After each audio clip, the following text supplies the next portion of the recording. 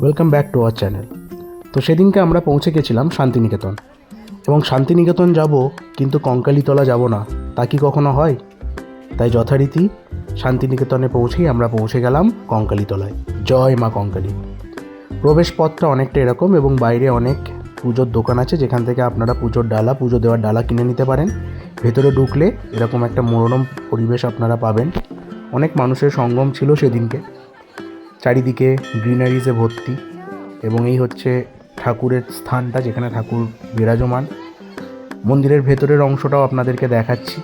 ছবি তোলা অতটাও অ্যালাউড ছিল না, তাও যতটা পেরেছি করেছি।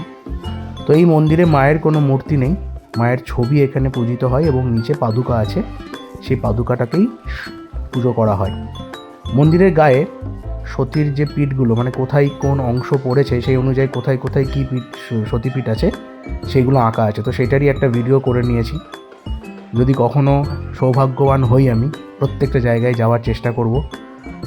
তো এই হচ্ছে মন্দিরের চারিদিকের অ্যাটমসফিয়ারটা খুবই ভালো ছিল। আপনারা খুব সহজেই টোটো ধরে শান্তিনিকেতন থেকে কিন্তু কঙ্কালীতলা আসতে পারেন। তবে মন্দিরের ভেতর সেন্টার অফ অ্যাট্রাকশন ছিলেন এই সাধক বাবাজি। এনার বাজানো বাঁশির সুর অনেক কোলাহলের মধ্যেও কিন্তু চারি জায়গায় ছড়িয়ে পড়েছিল এবং গমগম করছিলেন। তার জন্যই হয়তো ইনি একজন সাধক, যে তার সুরের মূর্ছনায় কিন্তু পুরো জায়গাটাকে গমগম করে রেখেছিলেন, এবং সত্যি মনটা শান্তি হয়ে যাওয়ার মতনই। এমনিতেও আমি এগুলোর প্রতি খুব আকর্ষিত হই। তো বেশ ভালো লাগলো এই বাবাজিকে।